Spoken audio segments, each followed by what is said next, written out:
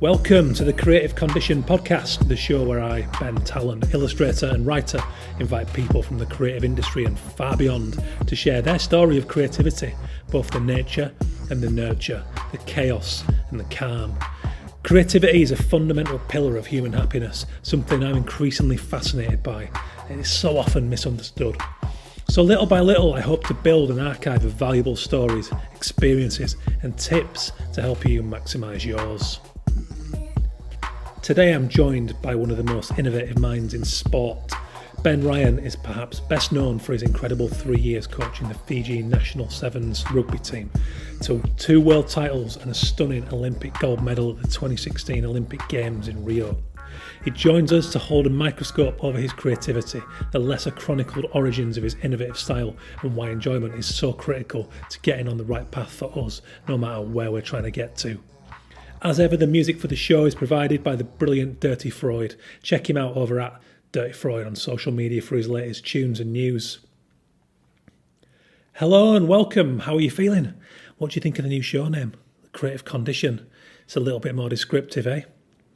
Well, thank you for sticking with us. If you're a regular listener of Arrest All Mimics, we are now moving forward to the Creative Condition podcast, which I hope you'll agree if you are a regular that it just describes the show a little bit better. It gets under the skin of the nature of the conversations I have with these wonderful guests that have joined me over the last 5 years. Can you believe that?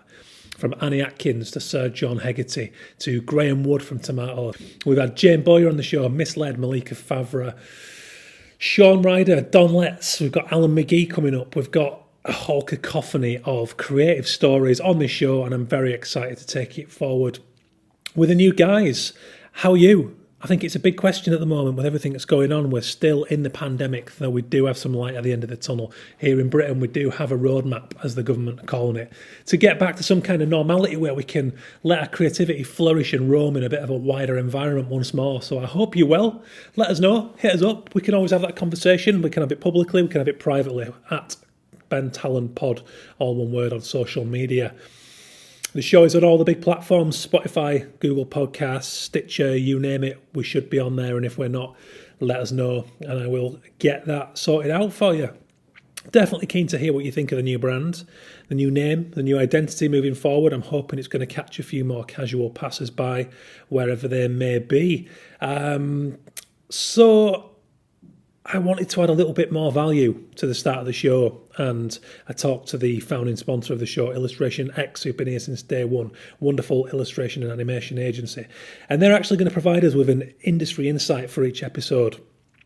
So I've been represented by Illustration X for just over a decade now, and they work with a deep love of creativity and the arts, and they do a lot of great work beyond simply commissioning illustration. They work closely with their artists, with people like the Association of Illustrators, who also support this show, the Society of Artists Agents. They've got a voice. You know, they helped petition the government recently when it came to support during the pandemic for creative people, along with the AOI, you know, to raise the case. They're always asking us for answers in surveys. They want to keep a keen eye on what's going on in the marketplace, right? I guess a lot of us don't always like to think of our creativity as a business tool, but it's got to be that if you want to make money in this system that we live in. So they're going to offer us a little tip at the start of each show, which I think is going to be very, very valuable for you guys. Go and check them out over at illustrationx.com. They recently rebranded themselves, and I think it's fantastic, representing a lot of artists. And we kind of sat down and had a conversation, and we said, right, where do we kick off? What's been the big thing? Whether it's pandemic, pre-pandemic, what's been changing, what's prominent, what's jumped out that might be valuable to you guys as creative professionals. And here's one for you. So over the course of the last year, the amount of inquiries that the agency receives for commissioned illustration to be animated has gone from 1% to 10%. 1 year, that's a big rise, 9% rise in animation queries. But don't freak out.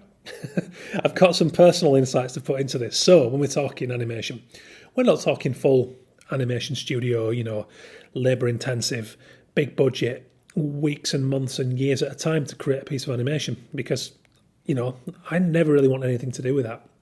I went through a phase of thinking that I should learn to animate a little more. And when there's a big should, but without something that I'm feeling, I can't do it. That's why I was rubbish at school. That's why I still find myself kicking the back of the seat of the person in front in a lecture if it isn't connecting. Call me childish, it's just the way I'm wired. But when that came to animation, that was very much the case. I thought, well, why? Why do I want to learn animation? Because it's just going to be another task when I get home from work that keeps me up at night, that stresses me out. And I need a cause, I need a motivation. And I never had it. And way back when, going back to 2009, I got a query. And at this stage, I'd been exclusively an editorial illustrator working for magazines and newspapers. And I got a query from a director who I'd met at E4.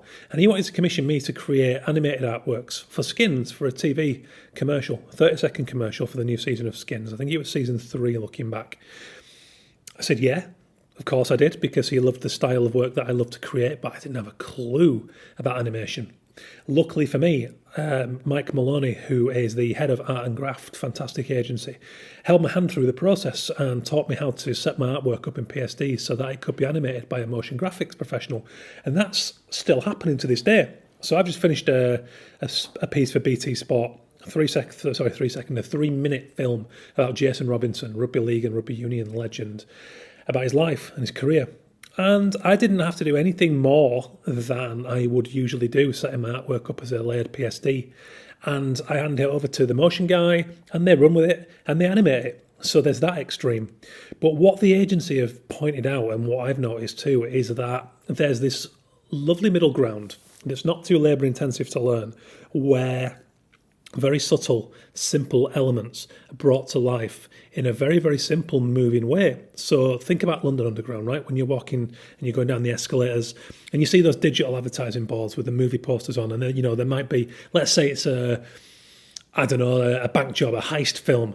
You might have like a car screeching off in the background and the car's not moving, but maybe one wheel's spinning, or maybe there's like a bit of blood running from something if it's about true crime, really simple element, but it just moves it into the realm of something that's moving for digital devices and the likes. And I see it more and more. I see cool styles of illustration, and they'll just be a simple element. And I think that's something that, thanks to YouTube and the resources we have at our hands, you can actually just pick up and learn in a few hours. So it's certainly worth getting your head around how your work might come to life so that you can pitch that to a client. And 9 times out of 10, they'll already have a motion graphics professional or an animator in place that you will work with, and it's a lot of fun, and you can learn how that process works. On the flip side, maybe you want to learn that subtle motion, and maybe you do want to go the whole hog and learn how to work stop frame or CGI. That's completely up to you. But I just think that statistic, 1 up to 10% of all inquiries in a big agency like Illustration X are for animation. Certainly food for thought, and that is the first tip, thanks to a founding sponsor, Illustration X. Check them out, illustrationx.com. The show is also kindly supported by the wonderful Association of Illustrators. Go and check those guys out for any kind of business, professional, creative support in the realm of the illustration industry. So that's the business. I love that. I had a chat with Illustration X, like I mentioned, and we've, for too long I'd just been going, Illustration X, illustration agency, go and check them out. Why? There's always a why, right? That's modern marketing. I think, we can't just sell to people anymore. I think there's got to be an honest story that offers value to people, and I've felt all along that these guys offer a lot of value to the creative industry, so I hope that's going to help you guys out. We're going to try and get one of these industry tips in every episode, so look forward to that. Where are we? So let's get on with it. Sport's a pretty new field for this show. I don't believe I've covered it in the past, certainly not as an exclusive episode.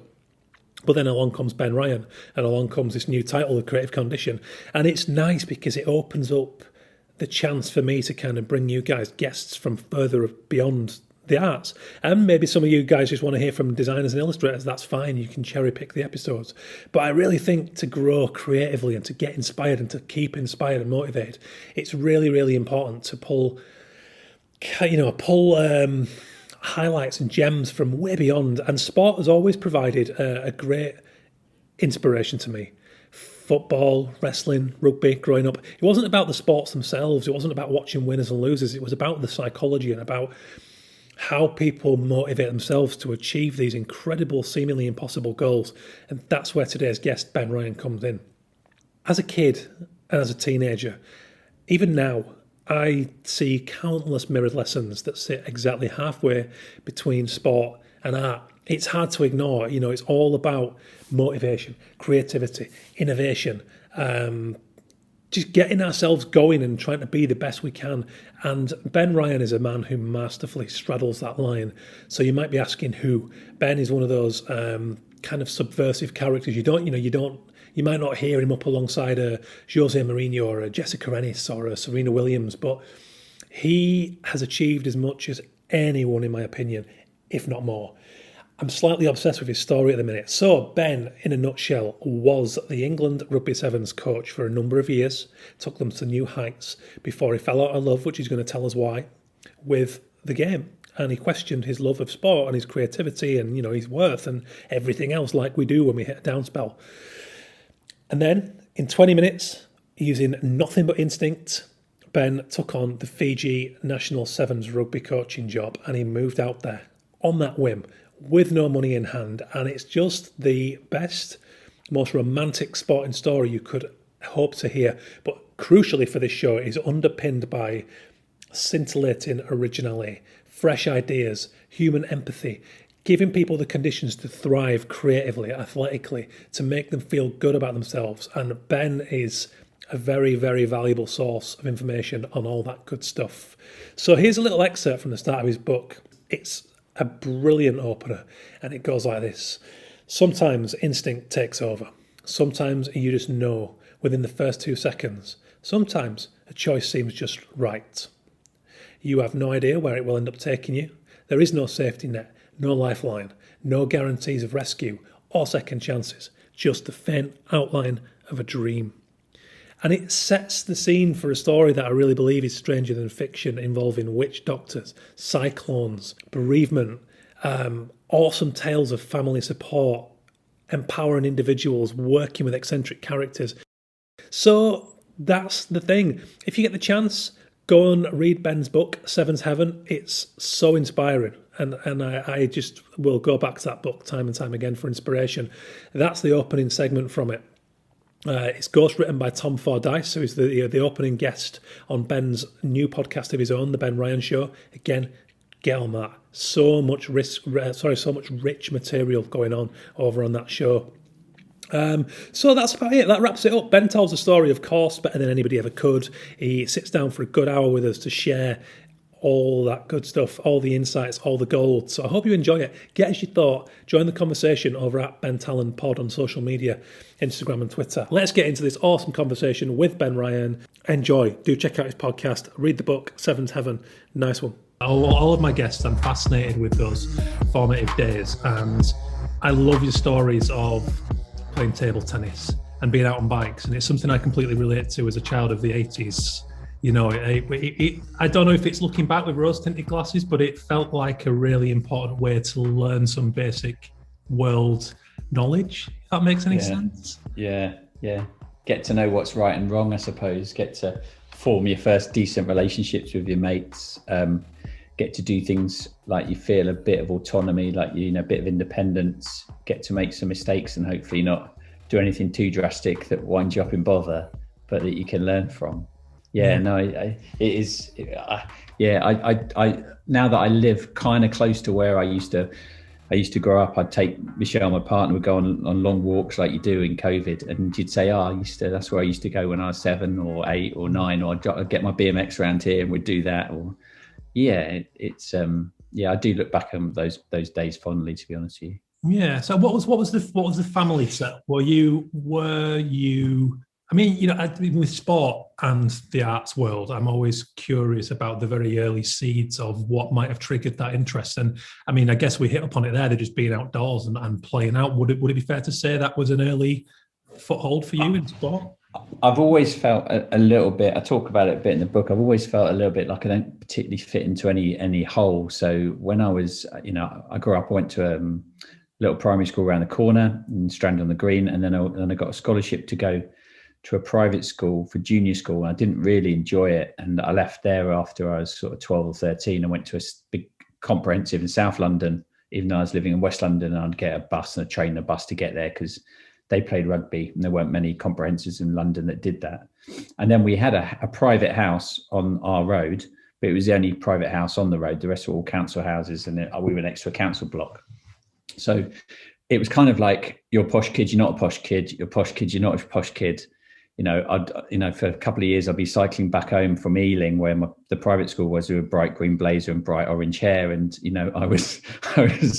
I certainly got a bit of abuse from some of the local lads, that they certainly saw me as something different. And it's hard to kind of try to have a proper coherent argument with people to tell them, oh, well, but my parents aren't paying for this education. And I know it's got this posh stuff, but I actually, you can't really do that except just cycle a bit faster to get out of bother, really.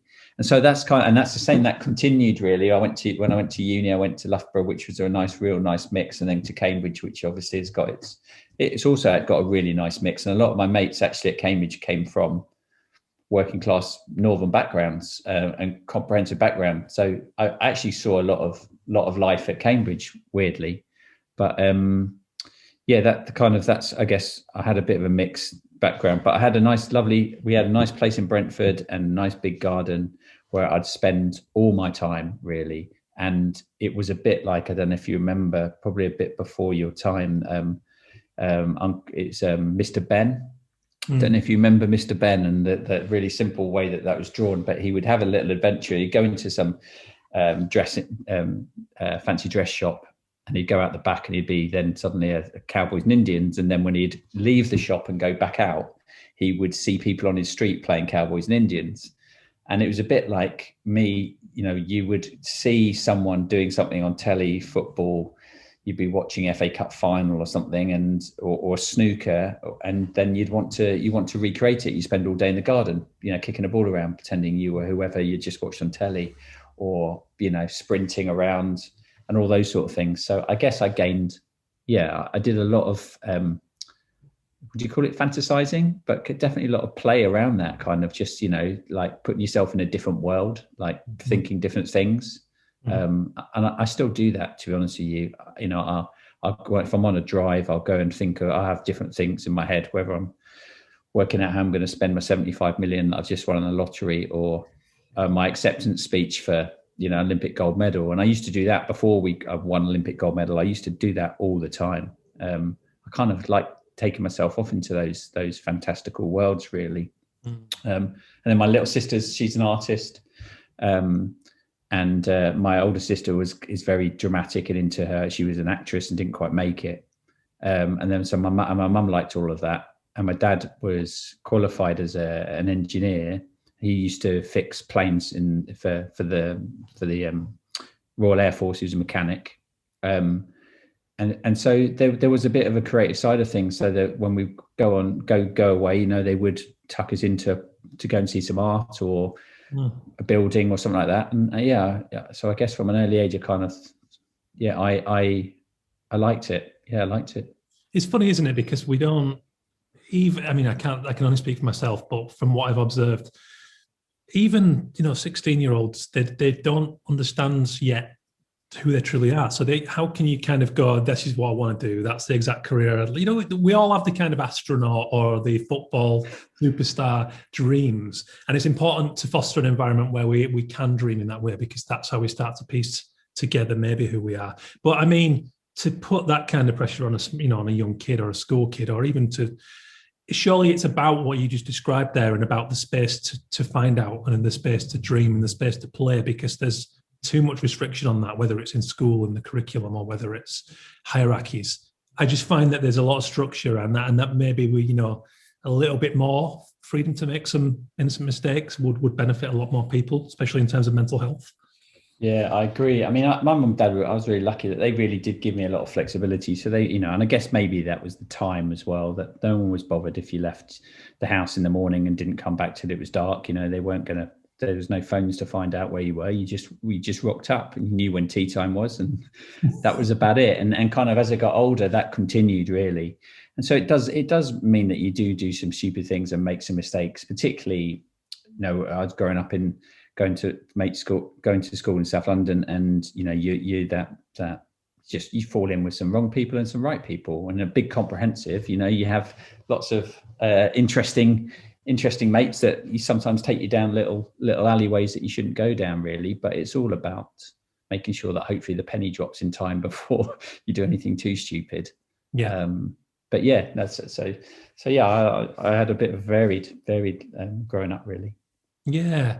Well, I mean, one thing that as part of the research and just out of interest in your story, I've listened to other podcasts you've been on, and yes, one thing that hasn't come up too much is your experience at St Edward's School. I was, reading that. What was the start in 6 years? You had a player in every England set up from 16s to senior. That's impressive early success. Did you, when you came into that role, did you feel like? I mean, was there confidence there? Did you, or were you being free and creative and playing in that role? Yeah, I was kind of I set up a PE department. So I'd gone from playing professional rugby, having an injury, having to be a supply teacher in inner London. So I was, and also I was at Raheem's old school in Wembley and by IKEA. And I ended up in a school in Southall that was 2,500 kids. So third biggest comprehensive in London. Really talented kids, a lot of tough kids, but I really enjoyed my time there. And I probably would have stayed there if I could have stayed there. But I got asked to go to this big boarding school, completely opposite, Richard Branson's kids. And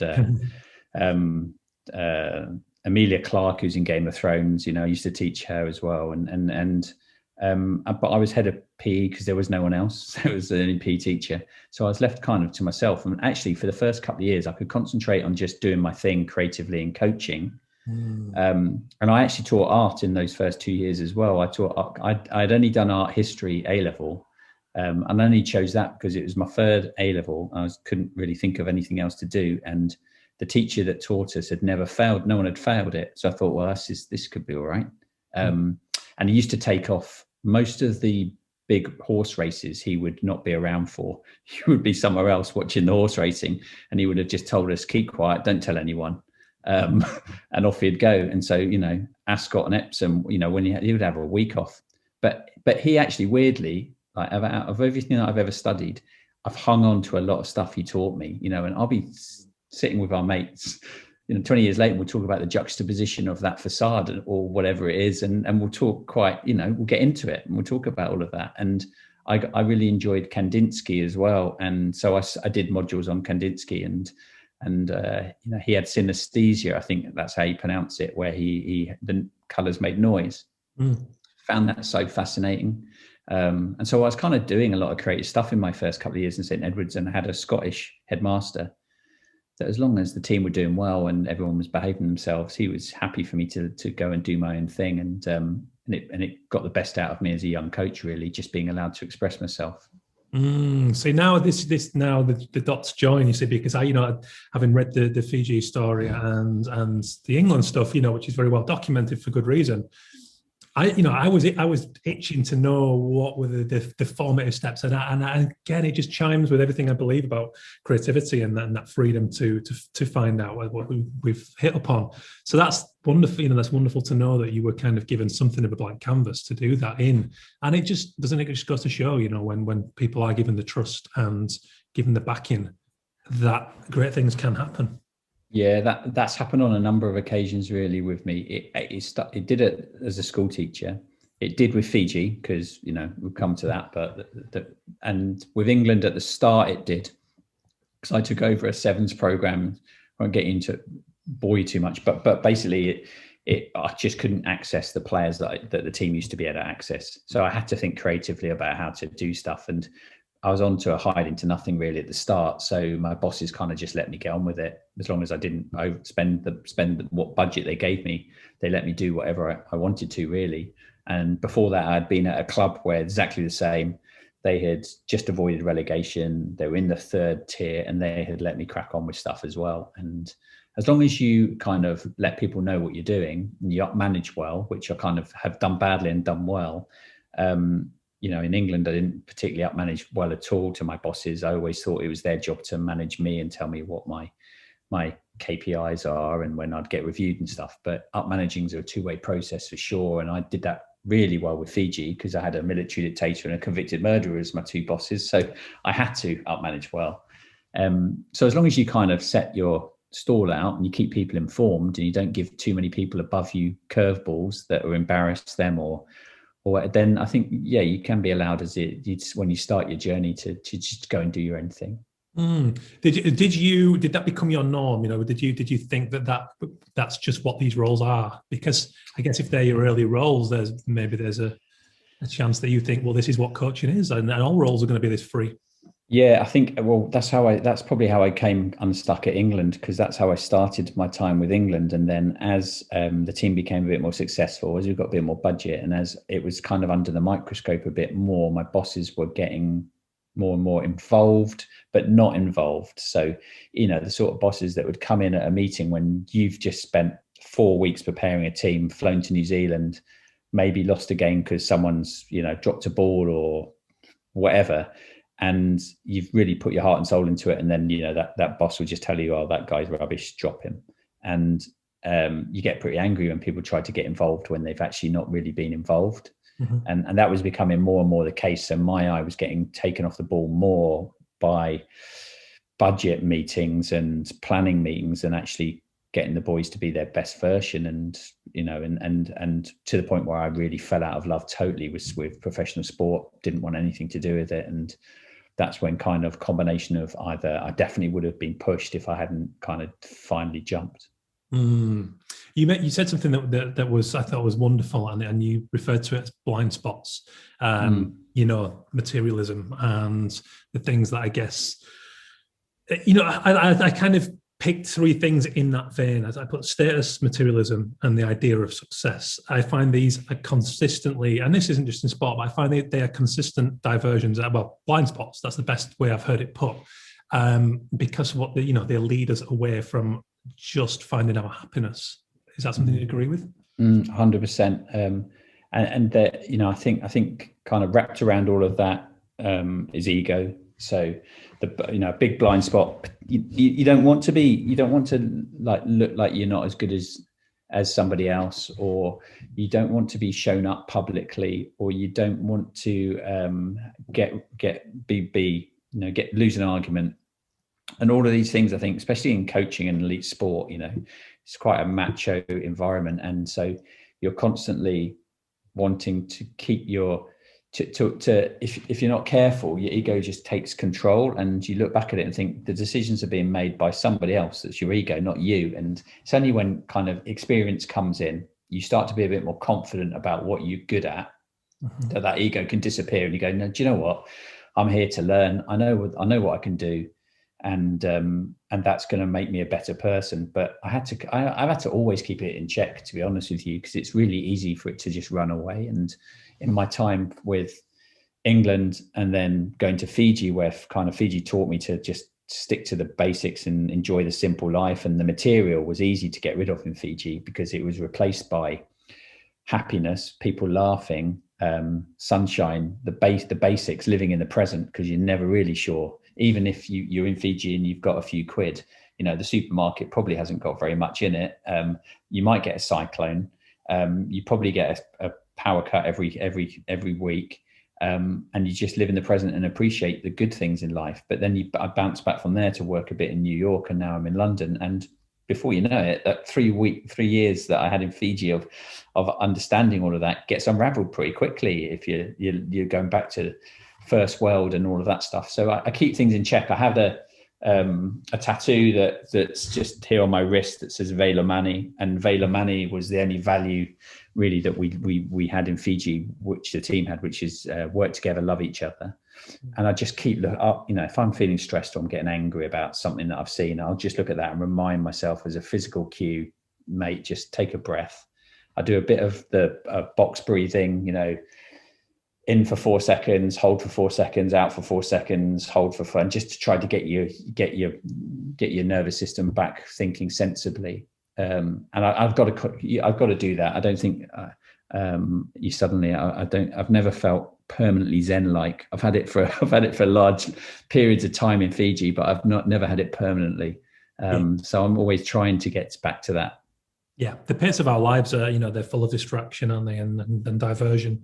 So it's very hard. Again, the same thing. That the older I get, the more mindful I become, and but yeah, I'm only ever I mean, something away from being back, back to a place where I maybe shouting out my car window at somebody who's, yeah, and that's not me as a character, but we're only ever a little step away from that. So it's yeah. hard. It is hard. Everyone's a bit closer to it at the moment in lockdown. I think I have nice walks in Richmond and in the park, and normally lovely 80-year-old women that are walking there are screaming at cyclists for going cycling too fast. And that's the current situation we're all in, really. Yeah. So yeah, and this I was just off the phone this morning with a kind of a woman called Cheryl Calder who specialises in vision and eyesight training in elite sport, and she just talked about how this is causing us all to be not just narrow in looking at the phone all the time, but narrow in our thoughts and our visions and in our actions. And it kind of resonates a bit with me because I fall into the trap where you can spend hours doing your work on your phone and looking at various things, and you feel actually sometimes you feel a bit down after you spent a few hours on your phone. And trying to have little habits to stop myself doing that in itself is difficult enough. So I understand where people are coming from when they are the ones shouting out of windows various people. I get it. There's something you said. You play rugby to express the way you feel, to burst free of the prosaic constraints of everyday life. So something from your book. I've grown up sport obsessed. I played very briefly county level rugby league for Yorkshire, and but then I've always followed the enjoyment, so I wasn't loving rugby league at that point. Went to football, less than average ability at football. Got to 16 and thought, well, I'd better start drawing footballers now because it's the only other good thing I'm good at. But I've never seen much difference between a pitch and a canvas. That sounds really cheesy, but I'd like to hear just a little bit of elaboration on that about expressive rugby. And it sounds like something that's a reason, like you parted company with England, that other things had stopped that from being a thing. Yeah, I mean, there's two ways to look at it. One is when you were a player, and two is when now I'm a coach on the other side of it. And yeah, I guess it goes back to those times where I'm imagining I'm whoever I am playing for Man United in the FA Cup final, or back in my garden in Brentford, and you're doing stuff, you're trying stuff, you're watching someone do a cross step over or a goose step in rugby, and you want to practice it and do it because it's fun. And it was why I played sports, for that enjoy. I wanted to win things, but I'd rather enjoy it. And then I think when I've gone into professional sport, often that gets sucked out of you. The amount of times that I'll hear, I don't even Brentford when we lost on Sunday against Barnsley, the manager said, "Oh, we've had a bad day at the office," and it's like, please don't ever make the pitch feel like it's an office, because that's the last thing it should be. It should be a canvas. It certainly shouldn't be an office or a factory.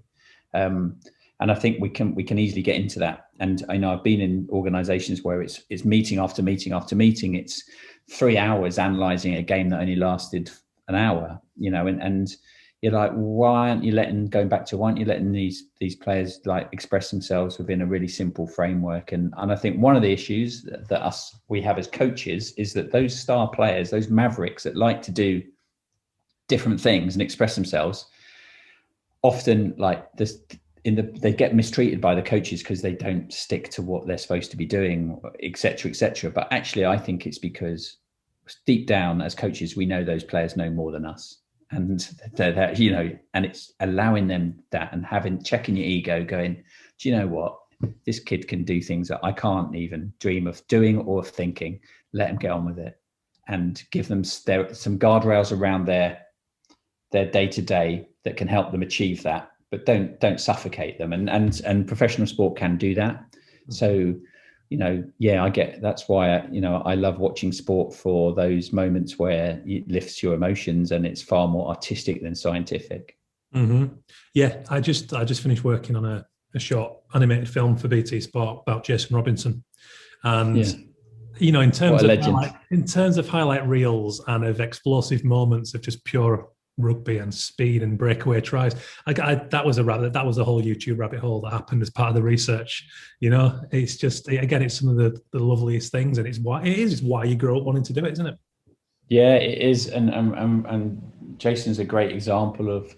I think one of the things that he did so well was that he didn't feel there was a script he had to follow. He went and expressed himself, and when he went from, league, when they weren't sure whether he was going to make it or not, and obviously did his thing, and it was amazing. Then he went to union, and he didn't conscript to anything. He just went and did his thing.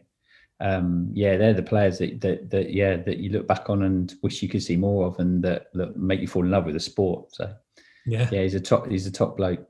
He's doing a lot of good stuff at the minute for again, it goes back to what we were saying about young people and belonging and purpose, and it's a big thing I want to address more and more. I'm going to try and get him on the show through the project that we just worked on to talk about that, because it's so overlooked, about again, we mentioned not going too far off track, but I find sometimes the reason why kids do is that they don't have the guidance or the context to put that excess energy that we all have as young people into. Let's talk about instincts. I mean, this takes us to the sort of the decision, wild decision it was a tweet, right? The tweet that came up for the job. Yeah, so I'd left England and I'd kind of been offered a job with UK Sport as kind of strategic back of house stuff, so away from the fields and training grounds. And I didn't really feel like that was exciting. And then a mate said on Twitter, Fiji are looking for a new head coach. You fancy it? And I'd never been to Fiji, but I'd played against them and I'd coached a couple of boys that were Fijian. So something in me thought, I've got to at least find out where this is going to take me. So I sent my CV in. Well, I didn't really have a CV. I kind of put a few lines in. They said, look, we know you are. You've missed our deadline, but let's have an interview at 2 a.m, I think it was, in Suva, which was middle of the night in London. Downed a couple of espressos, stuck a tie on for the first time since I left school, and waited a couple of hours for them actually to come online, because in Fiji, time is perhaps not a primary urge for anyone. And Fiji time is like no hurry, no worry, right? And if someone doesn't turn up for a meeting, it probably wasn't that important anyway. And they turn up 2 hours later and they smash the Skype out to project it onto the back wall of the CEO's office. And they asked me lots of questions like, do I know Johnny Wilkinson? Have I met the Queen? And things like that. I stayed awake and I thought, okay, that's a triumph in itself. And then the next morning I just went on the internet just to find out a bit more about Fiji. And the guy that interviewed me, the CEO, had been sacked straight after my interview. So I thought that was it then, really. And then 2 weeks later I get a phone call and we're out having dinner in Richmond, and it was a Fijian number, and they just said, Bula Ben, this is Berlin Kafoa. I'm the new acting chief executive of the Fijian Rugby Union. We've got a press conference here in Fiji in 20 minutes. I said, oh, that's great, Berlin. What's it about? He said, it's to appoint you as the new head coach of the Fiji national team.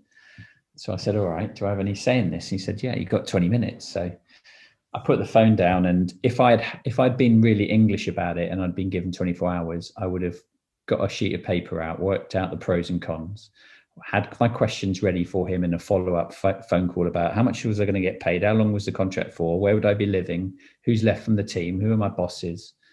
But I didn't have any of that information, and I only had 20 minutes, and I knew I needed to do something different. I had become a pretty average version of me, really, as far as I'd lost my sharpness. I'd lost the why I was doing what I was doing as a coach, which kind of threads back to when I was a teacher, which is try and help people become their best version.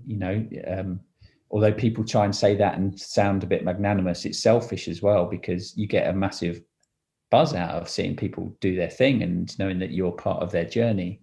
And I'd lost that, really. And so I picked up the phone and said, all right, I'm in. And they said, great, if you can fly to Fiji. And I think it was about a week later, pay for your flights, we'll pay you back. That never ever happened. And then I turned up about, however many days later in Fiji, and and was met by so many different curveballs. It was hard to count them all, really, in those first 48 hours. Yeah, that paints a picture of what that feeling, to get there, and just, I mean, that's next level in terms of deep end Yeah, there's a physical feeling. I mean, the following day, actually, when I had accepted the job, the following day, that night, I kind of got swept up in it a little bit, and had a couple more glasses of wine, and just got a bit kind of starry-eyed about it without really thinking about what I just agreed to. Following morning, I was really felt pretty sick, with nervousness and worry, and wanted to get out of it. And rang my agent, and he's like, "No, mate, it's over the press. You can't suddenly back out now. You got to go over there." And so when I got over there, I was already nervous. I hadn't been to Fiji. It was a long way, kind of get jet lag, then get jet lag on jet lag. And I got there thinking I was knackered. Open those doors, and you get that, that feeling you got sometimes when you were a kid. Although it was a while since I was on a plane as a kid, but when you first time you go out and it's a nice hot wave of air hits you when you come off the plane, and I was met then by the TV and media for the next 3 hours, and then bounced across on a quick flight to the capital, 26-minute flight to Suva, where the government met me, and we had a big kind of feast in Fijian, with Fijian food and fish head soup and stuff like that. And I couldn't keep my head off the hitting the fish bowl, really, and I went to bed, and I just sat on the bed. I remember going, shit, what have I let myself in for? Thinking I'm in a world where I'm so out of my depth here. But I was so tired. I could just about get my toothbrush out of my bag, and just crashed. And the next morning, I open the window, and I see the blue sea, and I see the blue sky. And I start to go to places where everyone's just nice and happy and laughing. And that puts you at ease a little bit. But then I start to find out that they had got no money, so they'd gone bankrupt. They were being investigated by World Rugby for corruption, so they'd suspended any funding from the governing body. All the players that could go overseas to earn money have gone overseas. There was no training base. That my boss was the military dictator of the country, Frank Bainimarama, who had 2 coups, and his second coup he took over. And if you're head of the country, however you get there, you're also head of the Fijian Rugby Union. So he is my boss. And then eventually he put his brother-in-law in charge of me as chairman. He had gone to prison for 12-year sentence for kicking and punching someone to death at a wedding. And 2 weeks into his prison sentence, his brother-in-law, the dictator, had decided that he had, fully rehabilitated and could be released from prison on full naval pay. He's in the Navy, and he became my boss and also head of the prison service in Fiji, which kind of summed up sometimes the politics around Fiji. And so that was my first, and then my star player his legs had been cursed by a black magic curse that meant he couldn't stand up for 2 days, which again wasn't something that any of the boys at Twickenham used as an excuse not to be able to play. So yeah, I guess that all of those things were happening. So I thought, don't make any stupid decisions. Just listen. Try to take in as much information as you can until you get to a point where then you decide on the pace and risk of the decisions you are going to make. And secondly, I had about 3 training sessions with this team that were really unfit. That I could see that they were really talented, but they just had no foundations. No one had told them how to eat properly. There was no discipline protocols, no timing for when you turn up at training, no encouragement. They didn't ever get feedback. In Fijian society, it's rude to have an argument. So if anyone ever got dropped from the team, they would just find out in the newspaper. So you'd never know how to get any better. So you're demotivated.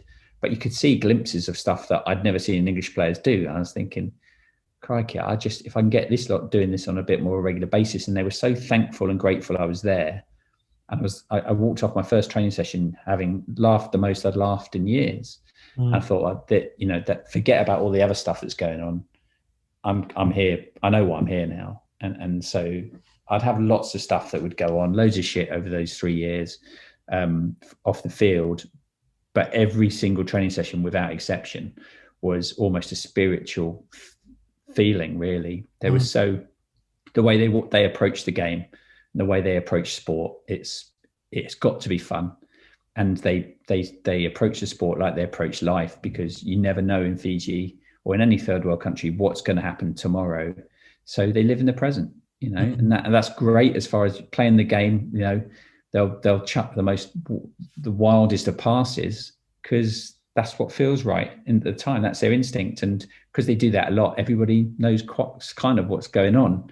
Mm-hmm. It's not good, I guess, if you're living in the present and you're at a hotel in Dubai on tour and there's a buffet, because that buffet goes very quickly because they're not sure if that buffet is going to be there tomorrow when they turn up for breakfast. And it's the same it was the same in some of their past teams with free bars as well. Got to be very careful.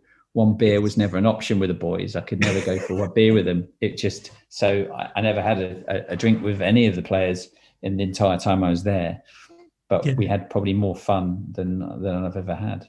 And that's one of the most enjoyable currents throughout the story of the book that I picked up on was the in some ways, well, from what you just described, completely complicated, but then in other ways, almost in microcosms, really not. They're just down to love and enjoyment and family. It seems to be a huge thing, and I loved that you were able to extract your own ego, having been the England coach and gone there as something of, well, very much an outsider, I guess, to then go and take the time, as you described, to explore, the outer islands and get out of the capital and find young talent and talk to their families and worked out activators for each individual. It's such a show of humility, but I guess it had to be that way. You can't.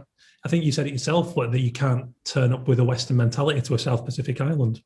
No, I think I've said it in the book, something like, I was using a laptop as an oar and paddling up the wrong way if I'd tried to do it as a Westerner. I had to adapt to the culture, and it's kind of like, I use the analogy a lot, like when you get to a new job, it's a bit like picking up your bags, or use the analogy of carousel. There's certain bags that you've got that you're always going to have, that are your kind of fundamentals that you're going to keep.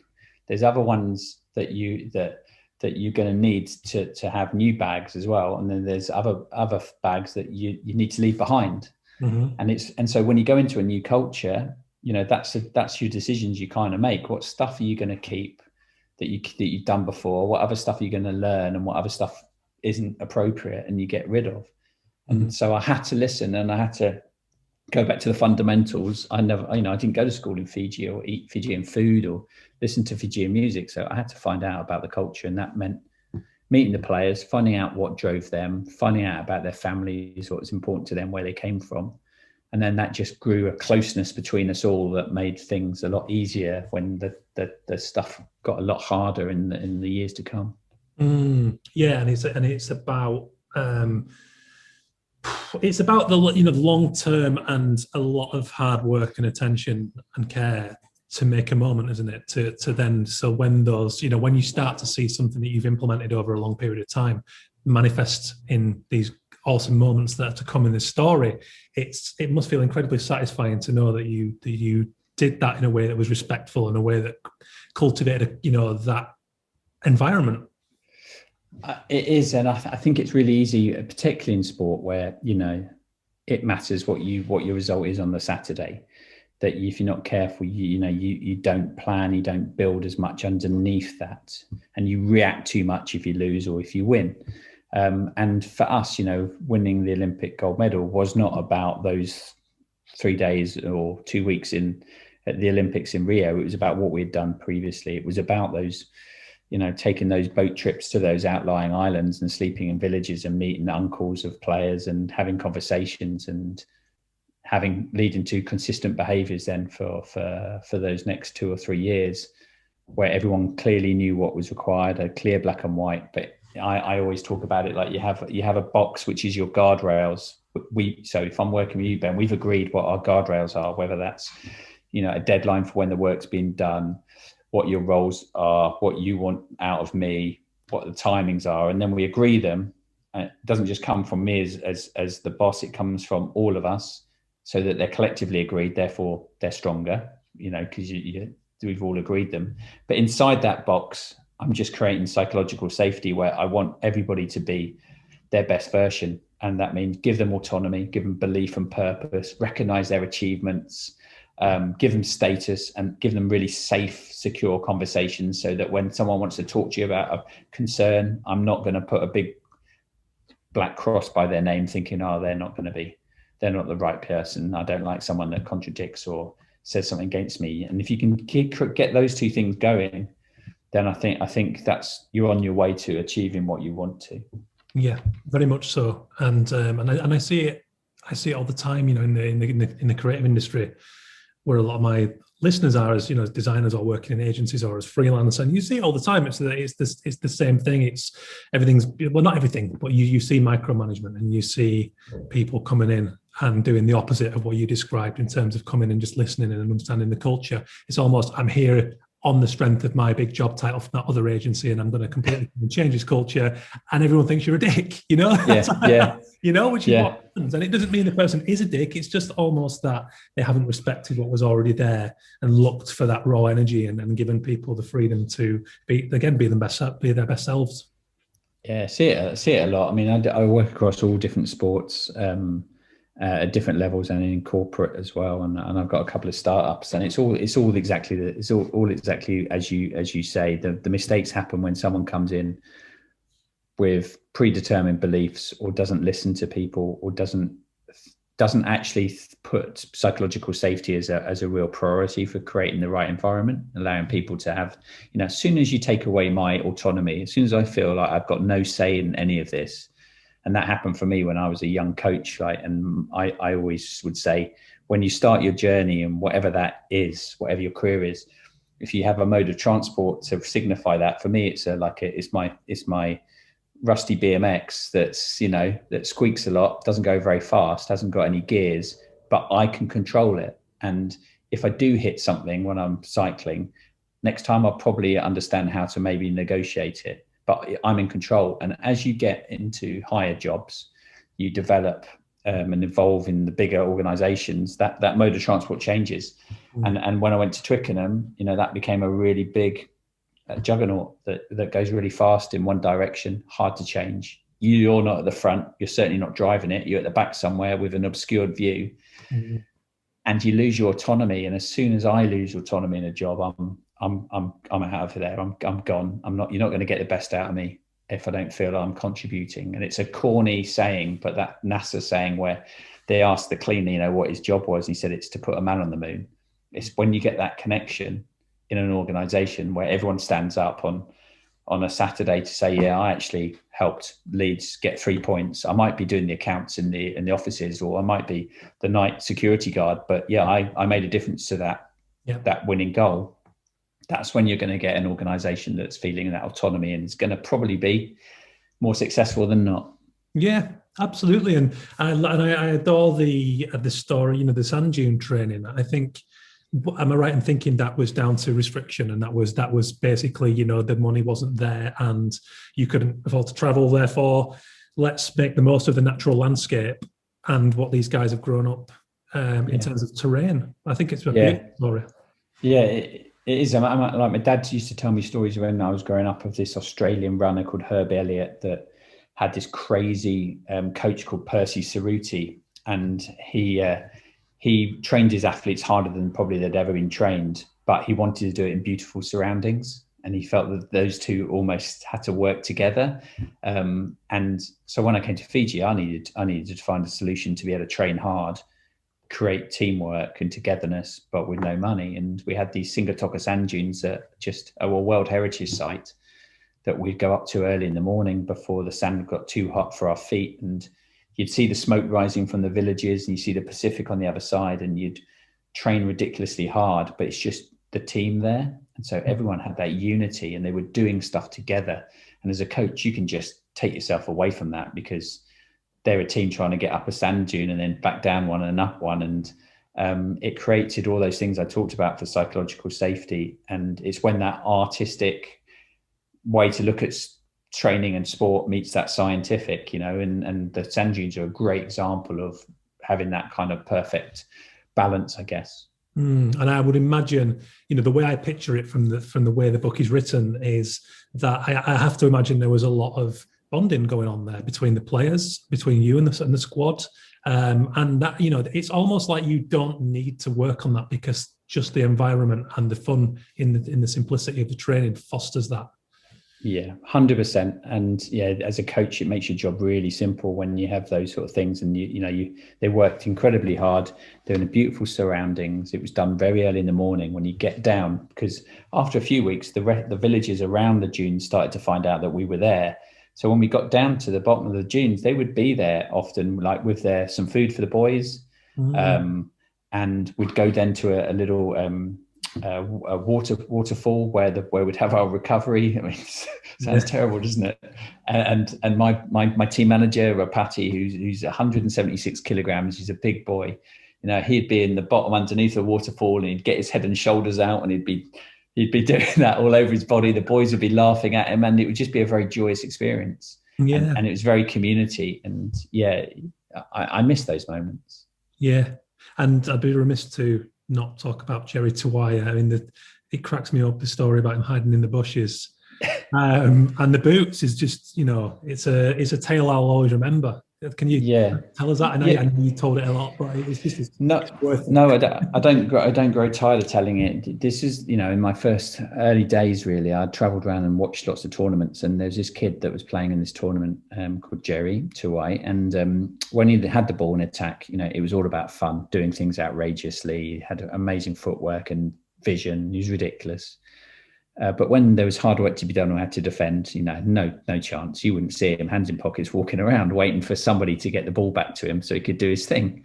And it was the same in training. So we'd be doing this stuff in the sand dunes, because I got him into the national squad training. After seeing him, I could see that he wasn't the finished product, but he had something that no one else did. And we get sprinting these dunes, and when you come back to the bottom, there's a lot of bushes.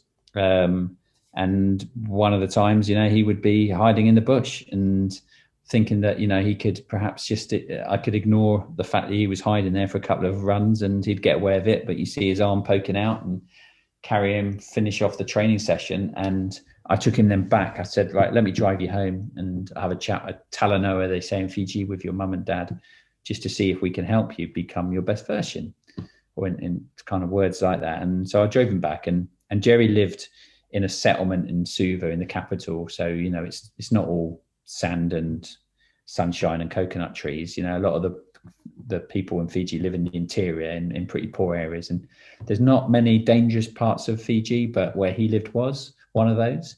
And he lived in a place called Newtown. In fact, he played in the Olympic final, and after the Olympic final, a couple of German journalists interviewed him and said, it must have been a lot of fun to grow up playing with your mates on the beach with a coconut. And he took his shoes and socks off and showed all the scars on the bottom of his feet and said, I learned how to play rugby on a traffic roundabout. And we went to that traffic roundabout because his mum and dad's house is next to it. And it's 2 rooms. It was a corrugated shed. His mum and dad sleep in one room and everything else in the other room. And I don't think they had a long drop at the time, and they didn't have a generator. So no electricity, no running water in the house.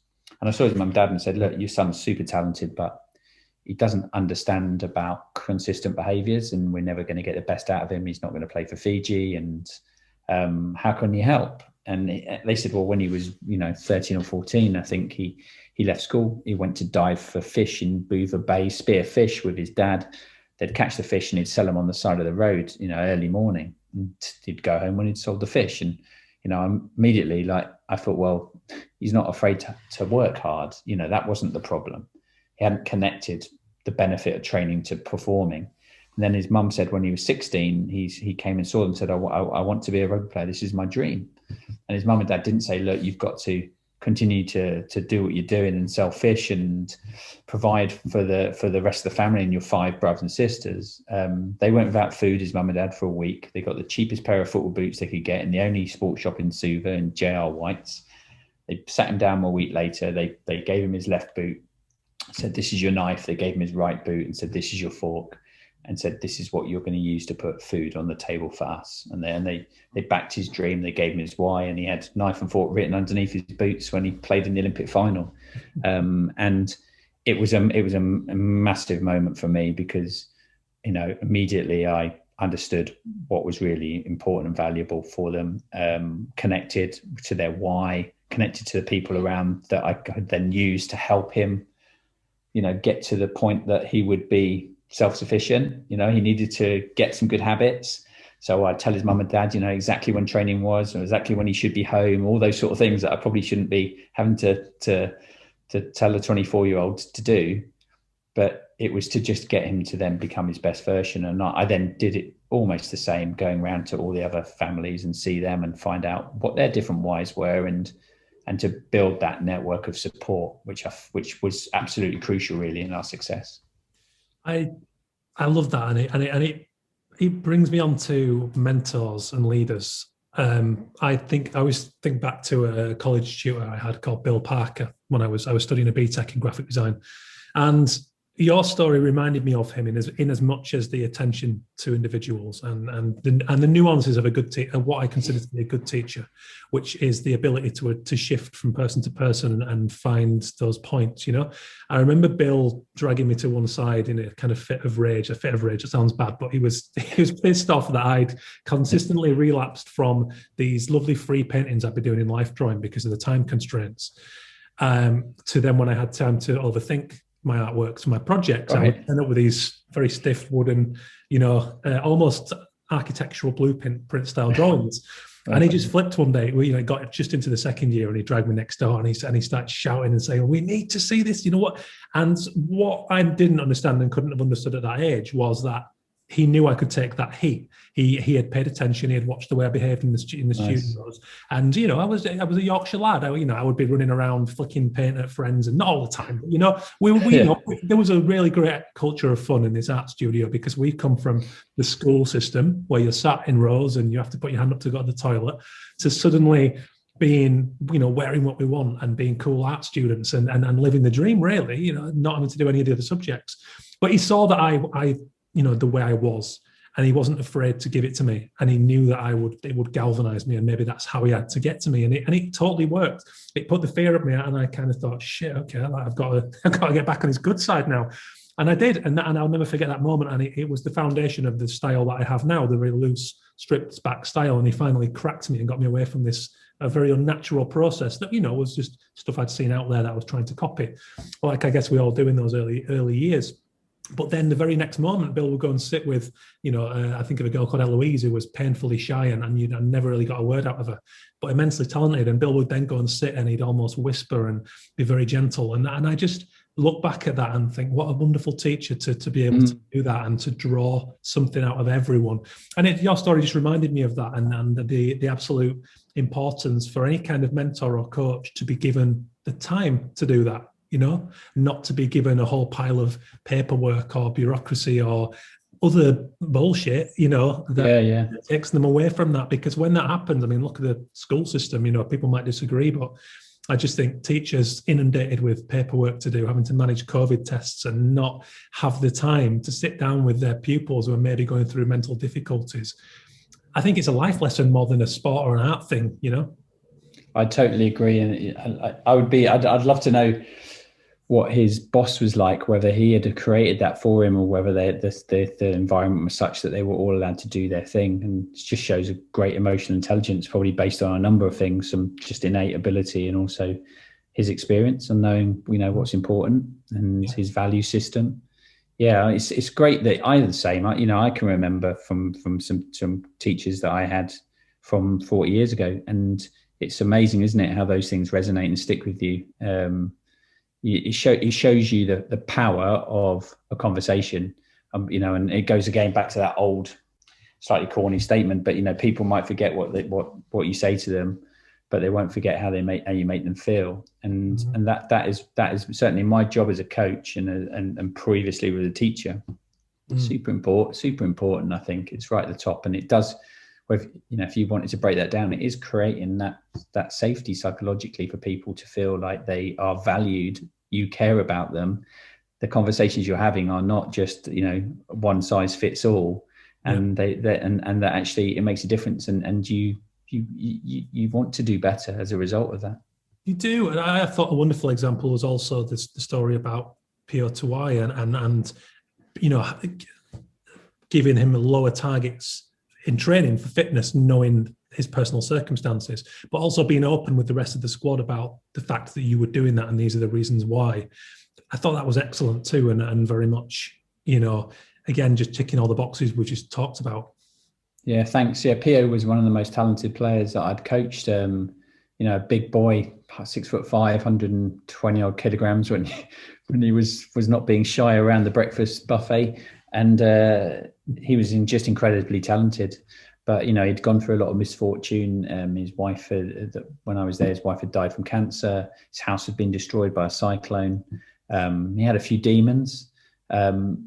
So I could see we wanted him, but he wouldn't pass our minimum standards for our fitness tests. He just wouldn't do it. But it actually wouldn't make him any better particularly. We'd get him fitter and that would make him better. So it's then, okay, if you're going to ever do anything that's outside your clear black and white, then you've got to explain why you're doing it. And everyone's got to agree. And so I sat down with the team and said exactly what he said. Said, look, this is Pio's, what he brings to the team. He's not going to pass the fitness tests that we've sat as a minimum for selection. These are the reasons why. You need to agree that this is okay. I'm still going to get him fitter and he's still going to work hard, but we're shifting things a little bit for him. And everyone agreed. And it's fine when you do. It's fine when you do that, because there'll always be outliers like that. You've got to then tell everyone. You can't. Otherwise, you're going to have all sorts of internal. If you have black and white suddenly becomes grey, then you've got fog, and if you've got fog, you can't see where you're going. So it's really important to, if you're going to map them out, to explain them to everyone. But yeah, and then PO did have some black and white that unfortunately in the week before the Olympics he did break. He went out drinking in camp, and he knew the black and white was that he would be dropped from the next tournament, and just it's his bad fortune, I guess. The next tournament was the Olympic Games. So yeah, we're sweet. I mean, I still speak to him a lot, and he's still doing okay. But that's I guess that's getting to understand people, still keep their black and white, and still, in Pio's case, I couldn't protect him from the consequences of his actions once we had agreed things that he had to stick to, because I knew that he would easily fall off into various dark holes. So I had to put mechanisms in place to help him. And if you kind of turn a blind eye to those things, it's not helping him. It's like misplaced benevolence, really. So ultimately, his story didn't finish on a high with me, because I dropped him from the Olympics. But on the other side, we got him to play, I don't know, he probably ran onto the field 120 odd times for Fiji over my time. And I don't think we would have managed that if we hadn't treated him differently. And, he still went on to do some great stuff afterwards. And so I'm proud, even though that didn't have a good ending. I'm proud of the way we looked after Pio to help him try to become his best. Mm-hmm. Yeah, it's a very heartening story, and again another lesson in nuance. The cyclone, Winston. Wow, I mean, this story is full of kind of fresh challenges along the way that you had to adapt to, all of you. I mean, the biggest on this, was it the second biggest in mankind's history? Yeah, second biggest and the biggest ever to hit the Southern Hemisphere. And yeah, ripped through the country. A third of the village was destroyed, and we all got Thika, which is a very active, virulent conjunctivitis that we got in our eyes as well. And it stopped everything really for a while, and it put everything into perspective. But it was also in many ways a real bonding moment for the nation and for the team. It sounds as silly as it sounds when a country goes through a national disaster, that they're actually looking for some good news. And it just so happened, a couple of weeks later, we were due to play in the World Series, and there was a lot of goodwill for us to go there and do our thing and qualify for the Olympics. And it kind of probably was the beginning then of that final chapter towards the Olympics. We went to that tournament, we won it after a very, very odd preparation and difficult preparation and emotional preparation. But that set us up for them for the Olympics for sure. It goes to show, doesn't it? I mean, particularly, I've seen this in New Zealand. Just what I spent about 7 months there. Not long after we first met, actually, I moved out there on quite a whim. Met a girl and just kind of did it. Nice. Instinctive decision. Had an incredible adventure, but I was blown away by just the love of rugby down there. But it speaks to something bigger, and you've just hit upon it there. And I think we're seeing it to a degree at the moment during COVID. I've seen some people kind of bash on the fact that, football is still going on, but I think, be it football, be it creative pursuits, as human beings, we need that. We need the fun, and we need something that just takes us out of the severity of what life can be. And I think it's incredible that the nation pulled together in that way and willed your squad on, despite such a horrible, horrible event. I agree. I'm with you on that about the football at the moment as well. I get joy out of knowing that there's some time to be able to disappear off into watching a game for 90 minutes, and I think it really helps, and I think that helped Fiji in a very small way. You put everything into perspective. That there's far more important things than running around after a rugby ball. But if it can just for a moment, brief moment, just take someone away from what was a very difficult moment for a lot of the people's lives, where how they haven't got a house anymore because there's no house insurance in Fiji. The tidal wave swept into a lot of the coastal villages and meant that they couldn't farm on those fields for years because of the salt water. Yet they were pretty upbeat. They were like, well, it's all right, I'll go to another village where my cousin is. I'll live with them till I can start to build. We'll change what we're doing in the village, and then seeing other Fijians somewhere else. We were in Las Vegas, which was a very weird place to be really around that time, to go and then, win a world title over there. It did help people, I think, yeah, okay, we can get through this. The Andes trip, I think it's a masterstroke, and maybe it's a strange analogy, but I kind of lament something that seems missing now, and then this is the way we would go to the pub at lunchtime with our art college tutors. No one was drinking 10 pints. This was a chance to step outside of the studio professional environment and go and have a laugh and tell some interesting stories and some war stories that would help the bonding experience between the tutors and these art students, and to feel more mature and all the empowerment that you do so well. So when I got to the bit in your story about how everyone would go to the Olympic Village for X amount of time before the tournament, and yet you decided to take them to Chile and then out to the Andes, where you said, I believe you said some of the players had never seen snow before, and just what a masterstroke to perpetuate the bonding and the fun and the thrill of the new. Yeah, for us, it was a simple thing, really. I'd gone to the London Olympics as an observer because Team GB thought I would be the coach for the sevens team for Team GB. But I had been to some big events and I knew what it was like. And in Fiji, the pressure was being heaped on us. And I knew that if we went from there straight to the Olympic Village, it just would have even got worse. And we needed to take a collective breath somewhere together. So I toured Chile as a player and had some contacts there. I guess it shows you also, like, when you go on tour to places and you make friends and you keep in touch with them, however many years later, that kind of came back to pay me forward, I suppose, and set all of that up in Chile. And then we went there and we really bonded tight for that last kind of assault and base camp, almost, really, in the Andes, until we went late into the Olympic Village with all of the distractions that an Olympics has, to go and do what we'd set out to do. Yeah, I mean, I was shocked. I shouldn't be shocked because of sponsorship and everything, but when you said there was a 24/7 McDonald's in there, that's interesting. But also, again, wonderful that you were able to create a culture of trust where you didn't have to watch your players sneaking in there, or which I believe you said that you did see other players from other teams doing that. Oh yeah, which is back.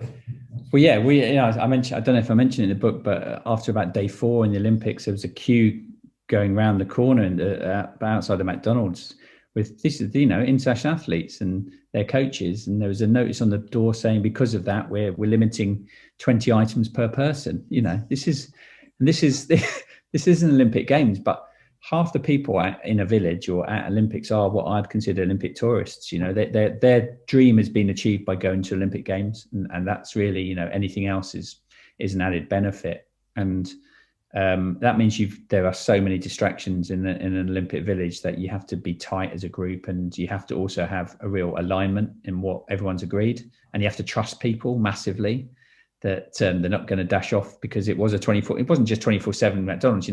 Every single corridor had a Coke machine, dispensing machine as well, that just had unlimited Coke. You all had your own little fobs with that just activated your free drinks. And so the amount of people that I've seen both self-sabotage in an Olympic Games and just get things wrong in those last few days when they've committed 4 years of their life trying to get a medal is quite staggering, really. And again, it goes back to my principles. If you haven't got clear guidelines guardrails that everyone's agreed, and you're not actually treating people like adults, then you're going to get some derailers. And I've always believed that don't treat anyone other. If you treat someone like an adult, you'll normally get an adult response. If you treat someone like a kid, well, that's exactly what you'll get back. So, yeah.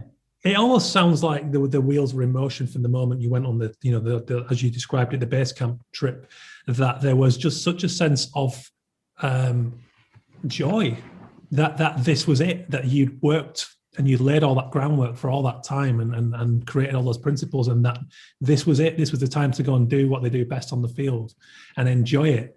And I just found it interesting that, you observed other coaches, over analysing and just kind of almost fatiguing their own players at this moment when it should have been about that joy that you described on the pitch.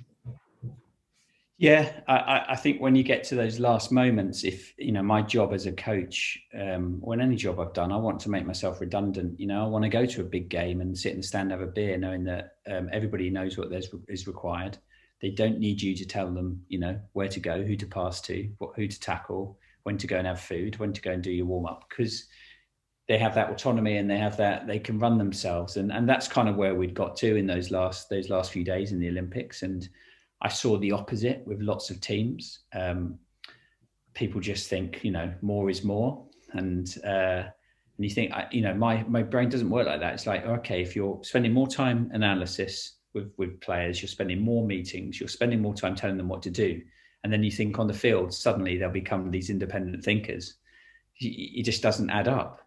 So you have to take your ego away as a coach and go, look, enough's enough. And it got to a point where I'd go into the change rooms for the Olympic final.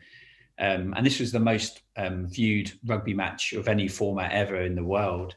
It was on, I think 40% of 18 to 30 year olds in the UK alone watched the sevens final, because it was, I think, it was like a Saturday evening at 10 o'clock in the evening. So it was quite a nice time for Europe.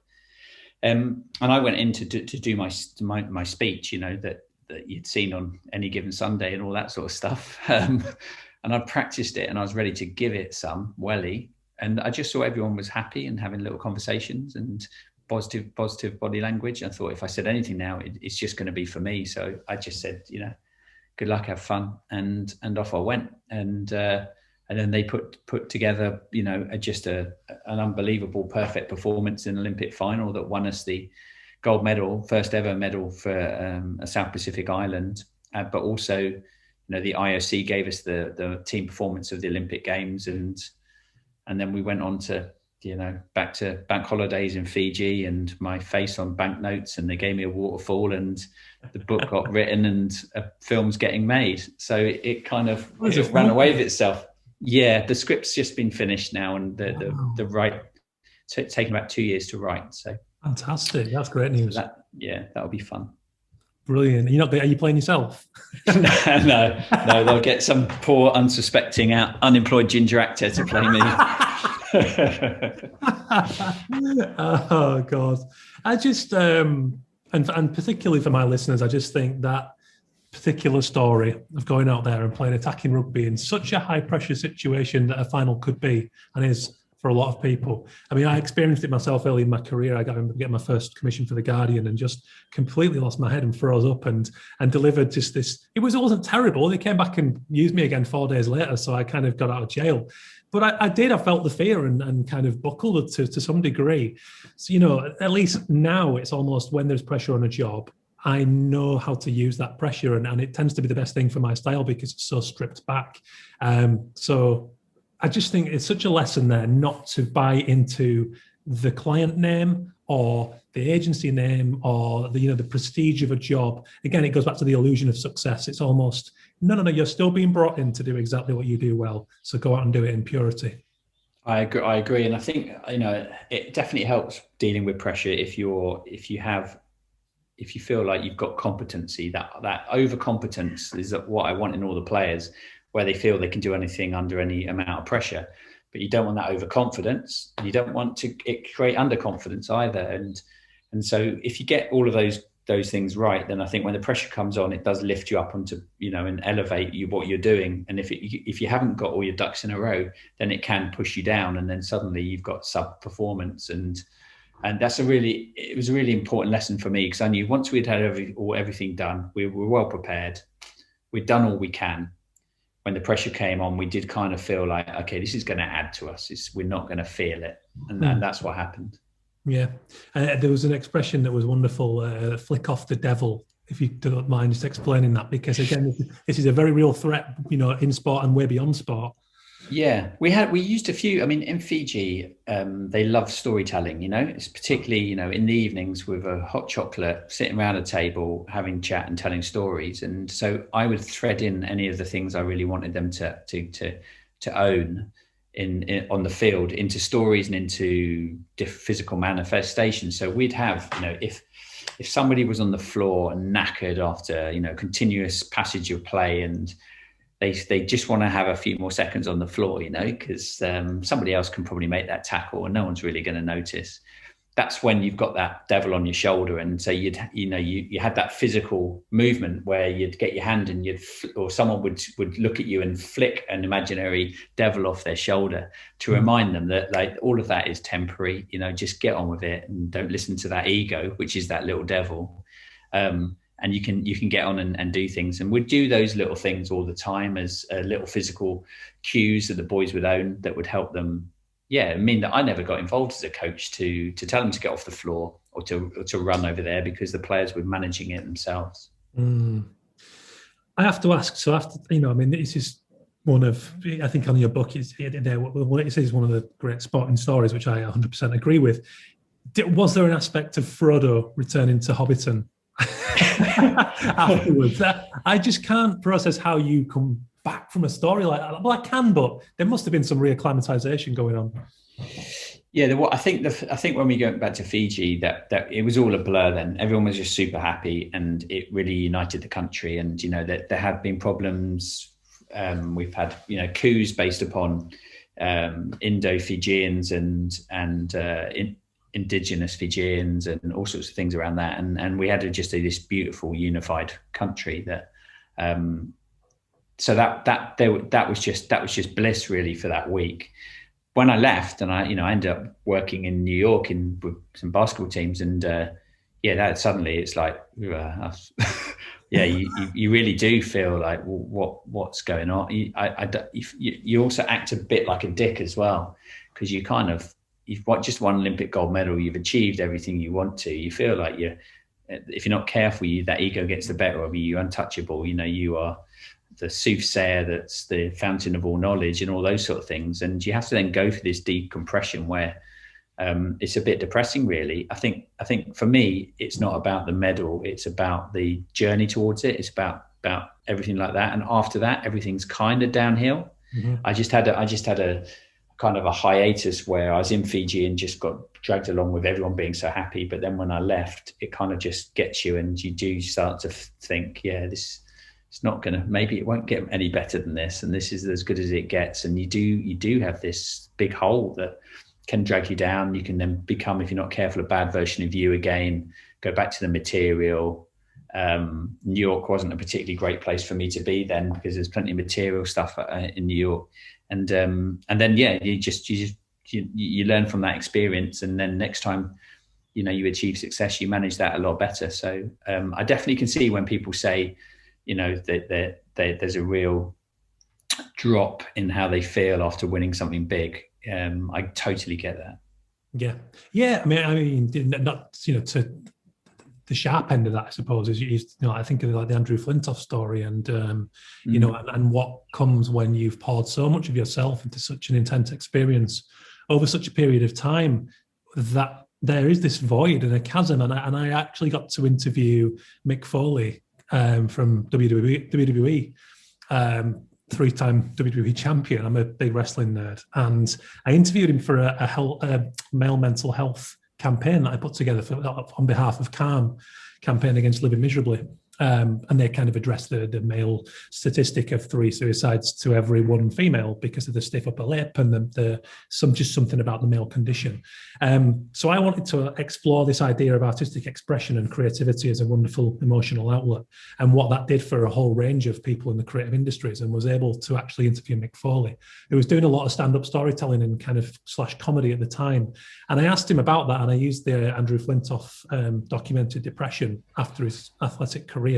And Mick used this wonderful analogy, and he said it's like the wrestlers go from seeing their action figure on the shelf next to Spider-Man to not being able to get a gig as a waiter because they've just put their entire life into this almost circus environment where it's separate from all the rest of society. So, you know, not to liken that at all to your story, but there is the risk of that, isn't there, after such a high experience?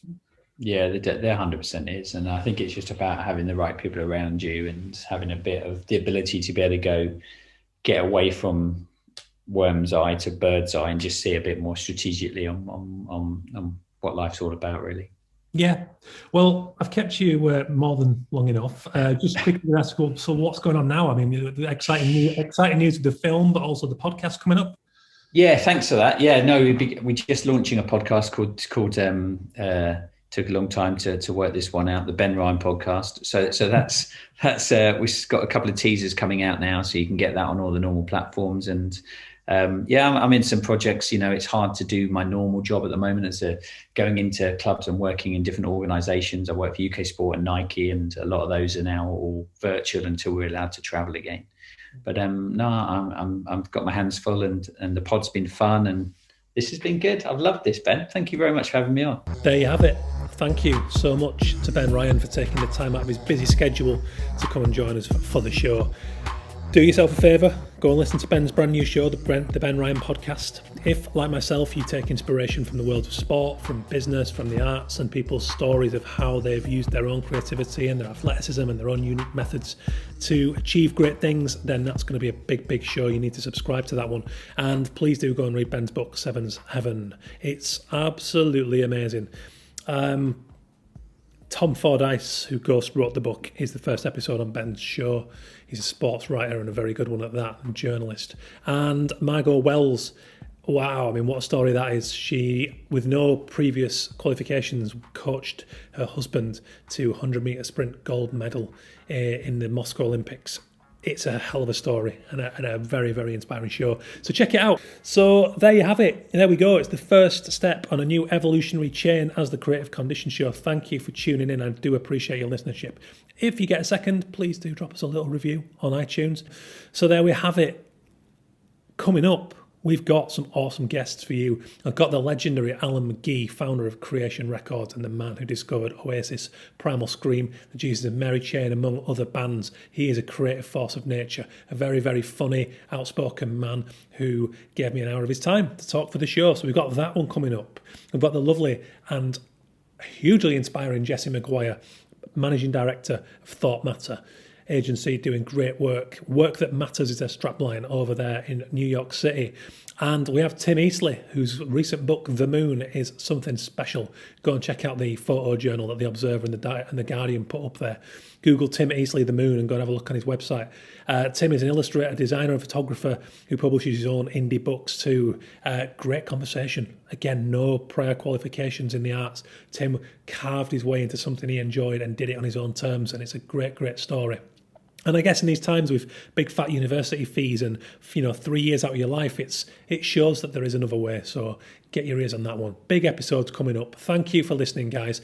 Join the conversation on the social at Ben Talon Pod or at Ben Talon. My personal account either is fine. Thank you to the big sponsors, illustrationx.com and the Association of Illustrators over at theaoi.com. Thank you once again to Ben Ryan. Check out his sports consultancy firm, Sleep and Water, if you're in that field doing brilliant, brilliant work. He's not a hard man to find. Google the name. Cheers for checking in. Looking forward to spending some more time with you.